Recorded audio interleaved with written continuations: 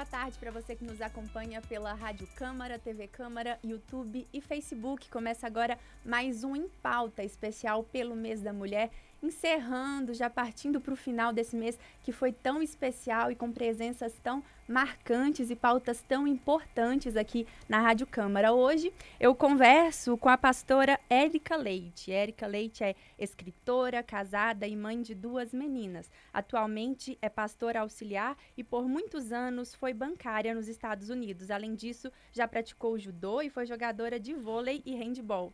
Ela é formada em pedagogia, tem MBA em gestão de pessoas e pós-graduação em programação neurolinguística. Estudou teologia na Escola Teológica de Boston e possui especialização em liderança feminina e evangelismo. Publicou 3 livros: A Mulher Cristã em um Mundo Moderno, De Dentro para Fora e A Saúde Emocional de uma Mulher de Deus, além de ter lançado seu primeiro workshop, o método Mulheres Emocionalmente Saudáveis. E é sobre isso que nós vamos conversar hoje. Seja muito bem-vinda, pastora Érica. É um prazer tê-la aqui na Rádio Câmara. Obrigada, Marcela. Eu que agradeço o convite. Estou feliz de estar aqui e espero que, através dessa conversa, a gente possa edificar muitas pessoas, muitas mulheres que estiverem nos ouvindo. Isso mesmo. Eu queria que você começasse contando um pouquinho sobre a sua trajetória, né? O que te levou a estudar e escrever propriamente, né, sobre esse tema? Então, eu acho interessante que a nossa história de vida, ela sempre nos valida e nos dá autoridade para que a gente possa fluir em certos tipos de assunto, né? Eu falo assim que essa área da saúde emocional me escolheu ao invés de eu escolher, né? Eu venho de um passado de abusos sexuais, né? Abusos físicos, psicológicos, emocionais. Então, eu cresci nesse ambiente e fui embora do Brasil muito nova, né? Eu fui embora, eu tinha 16 para 17 anos, morei 15 anos nos Estados Unidos. Então, lidar com toda essa questão do abuso, lidar com essa questão de estar longe dos meus pais, com o divórcio dos meus pais, ir para outro país, que não é algo fácil, né? Você começar uma vida em outro país. Isso tudo vai te preparando para aquilo que eu chamo que vai ser o seu chamado, né? Para aquilo que vai realmente te encontrar. Então, durante todos os anos, eu fui através de cura, através daquilo que eu estava vivendo, isso foi me chamando a atenção, essa área da psicologia, da terapia, da saúde emocional. Foi quando eu decidi a dedicar a isso, estudar a isso. E é interessante que quanto mais você estuda, mais você trata você mesma, né? E aqui estou, já com 12 anos, trabalhando especificamente com mulheres, né? Escrevi livros a respeito desse assunto, workshop também. Então, assim, para mim, eu amo o que eu faço. E é interessante que esse seu passado, né, como você falou, de violência, de abusos, é algo que, assim, infelizmente, a gente veio a esbarrar em quase todas as entrevistas que nós tivemos aqui nesse mês. E eu acredito que talvez esse seja um dos grandes desafios, né, que as mulheres enfrentam de um modo geral, principalmente quando se diz de saúde emocional, né? É verdade. O que acontece é que hoje existe uma popularidade maior, os assuntos estão fluindo maior, mas sempre houve. Antigamente nós éramos calados, não havia tanta informação, as mulheres não tinham coragem de denunciar os seus abusos, então era algo assim bem mais quieto, né? Mais calado. E hoje não, hoje através de tantas informações, de denúncias, né, as mulheres sendo incentivadas a realmente dar um basta, né, dar um grito para pedir ajuda. Então você vê assim que hoje esse assunto ele é tão necessário, né, e tão abordado, porque tem muita gente ferida. Porque os adultos doentes de hoje são as crianças que não foram tratadas lá atrás. Sim. Então, por isso que você vê hoje, Marcela, é impressionante como que hoje, com toda a informação que a gente tem, né, a desmistificação da psiquiatria que era só para doido. Hoje não, né? Hoje as pessoas aceitam a psiquiatria, hoje as mulheres estão buscando ajuda psicológicas, terapêuticas. Você vê que esse desejo de buscar ser mudada, você percebe que o número de pessoas, mulheres doentes emocionalmente, nos assusta. Mesmo nós tendo tanta variedade, diversidade de poder ajudar a elas. Mas a questão é essa, muito tempo calada e quando vem para fora é um número que às vezes nem nós damos conta de tanto que é. E aí vem a culpa, né? Exatamente. Vem a culpa, vem a sobrecarga e nessa sua trajetória, né? Você também é pastora. Onde que a fé, às vezes, entra nisso, né? A fé, a espiritualidade, onde que entra nessa jornada? Então, tudo isso é muito novo para a igreja. Eu digo a partir de uns 7 anos para cá. Porque durante muito tempo, a igreja evangélica em si, ela demonizava muito esta questão de depressão, de doenças emocionais, né? Ela tinha um pouco de preconceito a respeito disso. Então, agora é que as pessoas estão entendendo que nós, além de sermos um ser espiritual, temos uma fé, nós somos um ser biológico, né? E aí começou a haver essa desmistificação, dessa diabolizar tudo, né? Então, a fé, ela é um complemento muito importante para haver cura emocional. Por quê? Porque a fé está ligada às suas crenças, Marcela. E as suas crenças que movem os seus valores. E são os seus valores que te direcionam na vida. Então, quem não tem uma crença, existem as crenças limitantes, existem crenças que são mentirosas. A fé, ela vem com aquela crença de mudança, de transformação, de novo, que isso te impulsiona a viver de acordo com aquela crença, né? Já que a crença move os nossos valores. Então, assim, você pega a diferença quando você vai trabalhar uma mulher que ela tem uma fé e uma que não tem fé, porque ela não tem nada o que se apegar, ela não tem uma crença para ela poder se direcionar. Então, a fé, ela é alinhada completamente a esse quesito de ter uma saúde emocional devido que a crença, ela estabelece os nossos valores.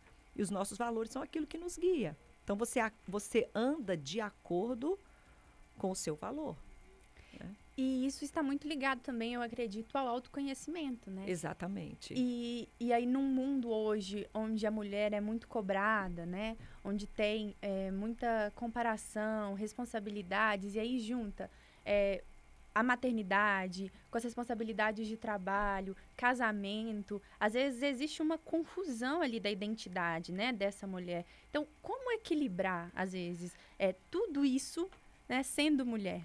Então, a primeira coisa, quando a gente fala sobre saúde emocional, a gente precisa primeiro definir o que é saúde emocional, o que é inteligência emocional. Porque uma saúde emocional, uma inteligência emocional, é quando eu sei gerir as minhas emoções e as dos outros. Não é só a minha, é a dos outros. Porque eu não tenho controle do que as pessoas elas irão fazer. Eu não tenho controle da maneira que elas irão me tratar. Eu não tenho controle do que as palavras duras que elas vão me dizer, as maldades que o outro vai fazer, vai me decepcionar. Mas quando eu falo que eu também tenho que gerir a emoção do outro, é porque a ação dele vai requerer de mim uma reação. E a minha reação, né, é esse controle emocional naquilo que eu vou devolver. Então, hoje é muito difícil. Eu não vou romantizar esse assunto e dizer que é fácil ser uma mulher emocionalmente saudável, porque nós temos hoje as redes sociais. Nós temos muitas informações, Marcela. E o que acontece? Quanto mais informação você tem, mais difícil é para você tomar as suas decisões. Se eu te apresento aqui, Marcela, escolhe 2 cores. Pronto, é fácil. Agora eu coloco 10 cores diante de você, você vai ter mais dificuldade. E fora que as redes sociais, elas estão mostrando para a gente uma necessidade que antes a gente não tinha. Antes a gente estava tranquila com uma calça jeans. Hoje tem a mom jeans, a flare jeans, hoje tem a skinny jeans, hoje tem a clochard. Então, ela começa a mostrar para você uma necessidade, poxa, antes eu não tinha. Então aí começa a vir essa comparação de vida, começa a vir esse desejo exacerbado de alcançar lugares que antes não precisava, que estava tudo bem. Não, agora eu preciso ir para Maldivas, eu preciso ir naquele restaurante, então eu preciso trabalhar 18 horas, às 12 horas já não está mais o suficiente, né? Então, você vê um padrão de maternidade apresentado na internet que não existe, porque as pessoas estão mostrando ali as experiências delas e estão padronizando. Mas quem está assistindo, as lentes de quem está assistindo, ela vai padronizar aquilo, não vai pegar aquilo como uma referência ou algo assim. E às vezes só mostram o lado bom, né? Exatamente, quem vai mostrar o lado ruim, né? Então, ter saúde emocional no século XXI é o maior desafio do ser humano. Porque você tem que se conhecer demais, de eu assistir a sua vida, a sua maternidade que você tem, que você pode ficar em casa, que você não precisa ir trabalhar, e eu assistir e saber, cara, essa não é a minha realidade. E tá tudo bem, a minha realidade é essa. O que eu posso fazer aqui? Então, quando não há, Marcelo, o autoconhecimento, quando essa mulher ela não se conhece, de conhecer os seus limites, de conhecer as suas bagagens, o que ela dá conta, ela cansa por estar vivendo uma vida que não é dela. Almejando, ao invés de trabalhar com aquilo que é real, ela trabalha com o ideal. Então, como que eu posso ter esse equilíbrio? Conheça você. Quais são os meus valores? Não fale da sua vida da maneira que você está sentindo, mas como ela é. Porque quando a gente fala qualquer coisa a partir de um sentimento, a gente coloca um peso que muitas vezes não tem. Mas quando eu trabalho de uma maneira, não, essa é a minha realidade, eu consigo ter uma vida abundante, que hoje é a coisa mais difícil, ser abundante. Porque a gente acredita que a abundância, ela vem no ter a mais, no ter a mais, no ter a mais, o conquistar. Então, nunca vai ser suficiente se eu não souber ser feliz com o que eu tenho hoje. Eu estou condicionando minha felicidade. O dia que eu casar, o dia que eu tiver um filho, o dia e o hoje. E qual que é a chave para esse autoconhecimento? Qual que é esse processo para isso? Respeitar a sua história. As mulheres, as pessoas, elas não compreendem que eu sou o resultado de uma história. Então, por isso que você vê tanto personagem. Eu preciso andar com aquela turma, eu preciso ser amiga daquele pessoal, eu preciso estar naquela socialite, eu preciso fazer parte daquela igreja, eu preciso fazer parte daquilo. Você está entendendo? Eu sempre preciso fazer parte de algo. Entendeu? Então, assim, a chave nunca vai virar se você não olhar para você e respeitar a sua história. Gente, eu vim de uma família humilde. Poxa, valoriza você. Olha, eu vim de um bairro mais humilde, eu tenho essa história. Se você compreende isso, você já tira umas bagagens. Porque hoje, a sociedade que nós estamos vivendo, o que vale é o que você tem, não o que você é. Né? Não o que a pessoa que você é. Então, se você acreditar nessa mentalidade que eu sou o que eu tenho, aonde eu participo, com a turma que eu estou, naquilo que eu faço parte, você pode buscar saúde emocional o que for, participar de palestras, de coaching, você não vai chegar naquele lugar, porque você sempre vai estar trabalhando com um ideal e não com o real. E aí, nisso, a gente entra em outra barreira, né? Em outra parte de que fomos criados para viver em comunidade. Mas até onde esses relacionamentos são saudáveis para mim, né? Independente de qual for, de círculo de amizade, de relacionamento amoroso, de relacionamento entre pai e filho, mãe e filho.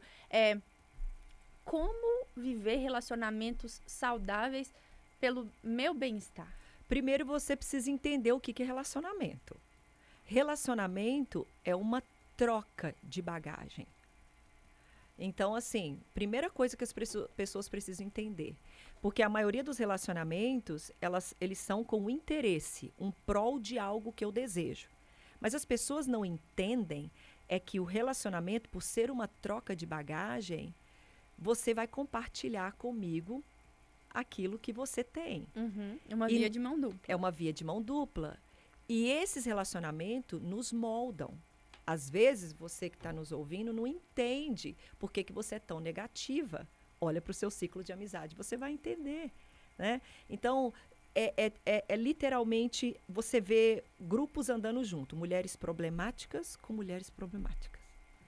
Você vê um grupo sempre andando junto porque aquilo me faz bem. A pessoa, ela nunca entende, eu preciso me relacionar com algo que vai me ajudar a crescer, que vai me ajudar a superar um trauma, o que vai me ajudar a crescer na vida. Não, a gente sempre tem assim, nossa, com aquela mulher ali eu não quero andar porque ela se acha, porque ela acha que ela está num patamar, porque eu sempre, né? Então, assim, nós precisamos entender que o relacionamento é troca.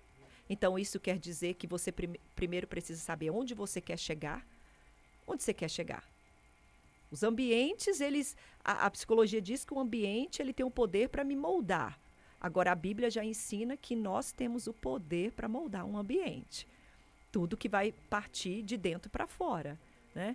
Então, para que eu vou ter relacionamentos tóxicos com pessoas que não têm o mesmo objetivo do que eu, pessoas que não tenham a mesma visão?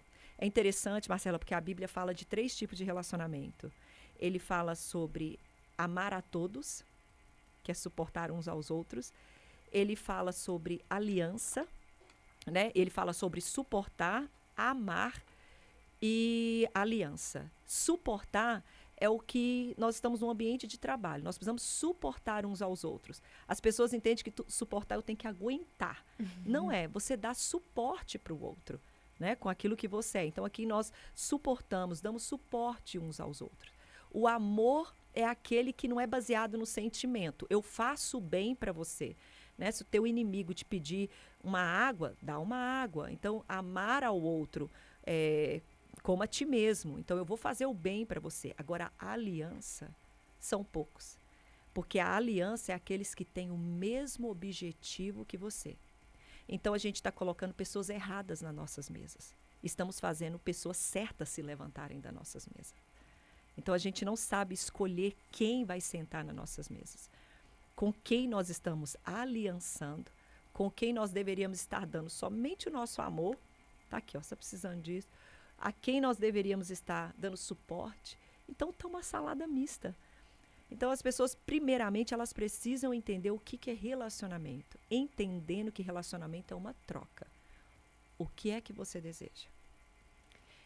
Bacana que eu nunca tinha pensado nessa genealogia da palavra suportar, né? Que vem desse suporte realmente. Eu ouvi falar uma vez em algum lugar que nós somos a junção das 5 pessoas, não sei, que nós mais convivemos. Isso, acho que nós tem somos algo... o reflexo. Isso, e é difícil, né? Como no início você falou, é muito difícil a gente identificar isso e principalmente ir atrás dessa mudança, né? Tudo que gera mudança, às vezes, gera dor.